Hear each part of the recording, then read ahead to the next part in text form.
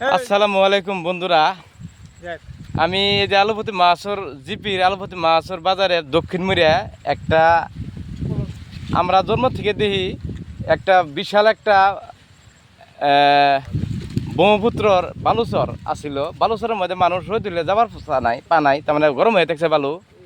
সেই বস্তুটাই আমাদের কৃষকরা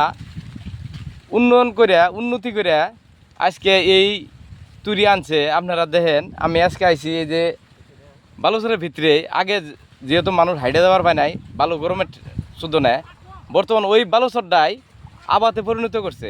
সেই আবাদটা করেছে মাইজা করে কয় মাইজের আবাদ। মিনিমাম 10-15 হাজার বিঘা মাটি এই বালুচরের থেকে উন্নয়ন করে এই তুরি এসে মাকই আবাদ করছে। আজকে আমি এসে দেখে আমার হুড়সারা হয়ে গেছে। আমি ভাবছি 2-1 বিঘা মাটি কেউ করছে, আসে দেখি হাজার হাজার বিঘা মাটি এরম আবাদ হয়েছে।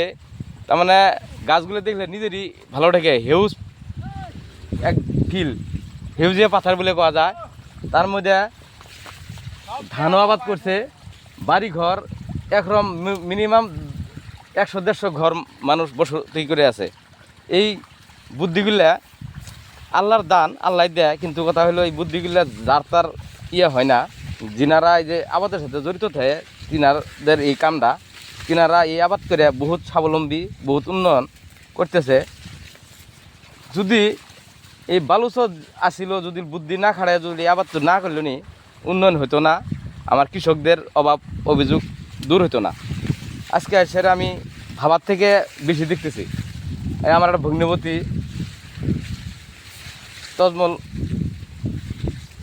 আলীর সাহাবের খেতে আমি আইলাম। যা যায় না, তজমল হক মিশনসর বাড়ি তে ক্ষেতের ভিতরে যা যাইতেছে না।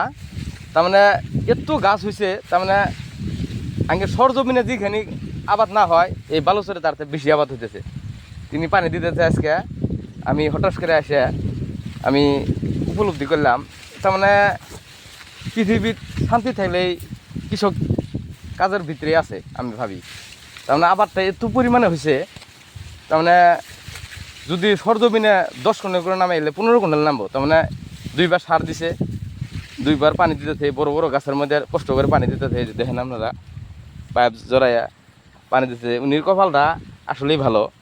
এই কথাটা করলে উনি অল্প পায়, শরম পায়, তার মানে কভার দেয় না। তার মানে আমরা তো কমই, আমরা যেহেতু বস্তুটা নিজের চোখে দেখতেছি।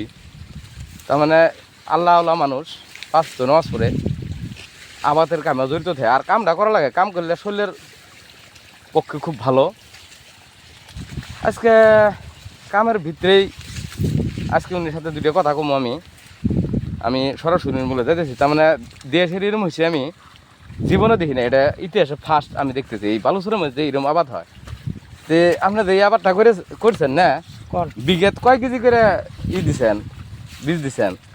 বিঘাত 2 কেজির বীজ দিতেছে। 2 কেজি করে বীজ দিছেন, পরে সার সুর তলেও দিছিলেন? হ্যাঁ, সার DAP সার দিছি। আর এই পানি কয়বার আজকে পানি দিলেন? আর এর আগেও পানি দিছি। পানি কয়বার দিলেন? এইবার তো 2বার হইলো, আর একবার দিমু যখন মাল এসে যাবো কাছে। দেখেন, এরপরে আরো পানি দেবে। তার মানে এই পরিশ্রমে উদ্গতির মূল। পরিশ্রম করলে উদ্গতি মিলেই, আর যে কোনো বস্তু যত্নই মিলে, তাই না? যত্ন করলে রত্ন মিলে। এই পাথারে এমন ক্ষেত আছে, এর থেকে আদাও হয় নাই। তার মানে যত্ন নাই। যে কোনো বস্তু আপনারা যত্ন করলে ফল পাবেনি। ওই আমার একটা বিয়াই, একসাথে আমরা মাকের কারবার করি, তিনিও করছে। এসে ডাইরেক্ট সরাসরি চলে আসে। আমি ভাইয়ের কাছে এসে বহুত একটা ভালো পেলাম। 2বার পানি দিছে, আবার পানি দিব। 2 কেজি করে বিধান দিছে। আর চাষ কটা করে দিচ্ছেন? চাষ 5টা দিছি। আপনার টোটাল কয় বিঘা মাটি আবাদ? আমার 3.5 বিঘা। 3.5 বিঘা। 3.5 বিঘা আবাদ করে আপনার বছর খরচ ওঠে না? হ্যাঁ, ইনশাল্লাহ। সব আল্লাহর দান, আল্লাহ দেয়। তো আমি আজকে এসে এই হিউজে পাথরে আসে আর মনটা এত ভালো লাগলো। কিন্তু আর একজন আমার ছোটো ভাই আছে, তিনিও কয় বিঘা মান করছেন জানি না। আপনার নাম রাখুন। আমার নাম ইউসুফ আলী। আপনি কয় বিঘা করছেন? আমি ধান ক্ষেত করছি, আমি মাকে করি নাই। এই বালুচরের মধ্যে ধানও হয়েছে? ধানও হয়েছে, ওই যে ওখানে ধান, ওই যে ধানও আছে, দেখেন আধা বিঘা ধান আছে। খুব ধান হয়েছে। তার মানে সরজমিনে যেখানে জিলে আবাদ না হয়, এই বালুচর ওই আবাদ হয়। তার মানে বালুচর বলে কোয়া যায়। আগে আমরা এই বালুচর দেখলে আসে পাই নাই। আগে আসাই জানে গে, ঠেঙ্গে গইয়া গেছে গা, ঠোসা উঠে গেছে গা, গরমের ঠেলায়, গরমের থাকার পারি নেই। তো কথা হলে ইন্দি মিনিমাম 15,000 বিঘা মাটি হবো না? হ্যাঁ তো এরকম হবো। তো দেখেন বন্ধুরা 15,000 বিঘা মাটি যদি আমরা জন্মপ্রথে আমি পরিত্যক্ত হিসেবে দেখছি, এই বস্তুটা যদি আমরা যত্ন করে যদি আমরা কাজে খাটাতে পারি তাহলে আগের অভাব কী দিয়ে হবো। আর এই অভাবটা দূর করে আল্লাহ, একমাত্র আল্লাহ এই বুদ্ধিটা দিছে। তো এইখানে আমি বলে শেষ করছি, আপনারা পাশে থাকবেন।